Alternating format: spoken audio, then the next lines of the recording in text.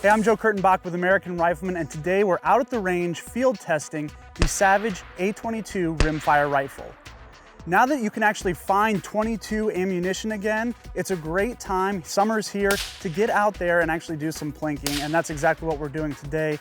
And those rifles that are really the most fun to take out for events like this, those are those semi-automatic blowback operation rimfire rifles, and that's exactly what the A22 is.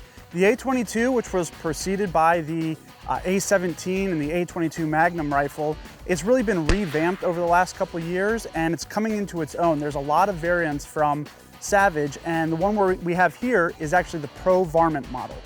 So because this is in standard .22 long rifle rimfire cartridge, it actually doesn't need the the delayed blowback operation of the A17 or the .22 mag. This one's on a straight blowback system, and it's very reliable, very easy to use. In fact, we were shooting both supersonic and subsonic .22 ammunition today, no problems whatsoever. So what sets the Pro Varmint model apart from other A22 models is, first, it's got a 22-inch heavy contour barrel. It's fluted to reduce some weight, and of course it's threaded up here, so for those long days of shooting, you want to protect your ears a little bit more, you can throw on your favorite rimfire suppressor. Moving back, it does come with a Picatinny rail on top of the receiver, which is great for mounting just about any optics. Right here we have a Bushnell Prime rimfire optic.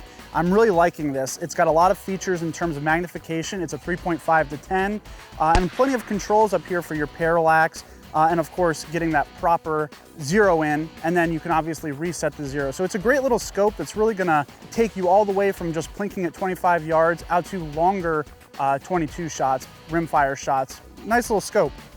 Another feature that sets the Pro Varmint A22 apart is this Boyd's Hardwood Stock. Now this is their Varmint stock, and it's a very popular aftermarket upgrade on a lot of rimfire semi-automatic rifles. So Savage has just taken it and included it from the factory on the Pro Varmint. Some of the features of the stock is, of course, it's that Boyd's hardwood material, so it's gonna be plenty durable and weather resistant. As well, it's got a black finish on it with kind of this dimpled or sprinkled paint pattern. It gives it a little bit of extra texture. Nice butt pad on the end, and actually there is a nice cutout right behind the pistol grip so that if you want to put a pinch bag or some other support under the butt stock, that's going to be great here. Great for bench shooting. The A22 Pro Varmint, just like any of the other A22 models, is going to feed from a detachable 10-round rotary style magazine, very common in these rimfire autoloaders. And just behind the magazine well, we have Savage's famous AccuTrigger. So the great thing about the AccuTrigger, and you probably hear this with any Savage rifle, is that it's one of the best factory triggers out there. With the AccuTrigger, there's a reduced amount of sear engagement, so you get that nice clean break. But in order to enhance safety, they've added, of course, this lever here into the trigger, which is a safety lever, and so that has to be fully depressed as well in order to release the sear. Very safe design, and it gives you that nice, clean, crisp trigger break. It's also user adjustable, and on the rimfire models, the adjustment port is right at the back of the trigger guard, so you don't even have to disassemble the gun.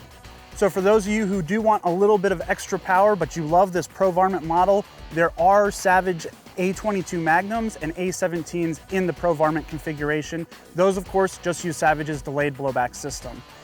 I'm ready to hit the range with this guy, get a little bit more shooting in. It's summertime, great time for plinking with .22s.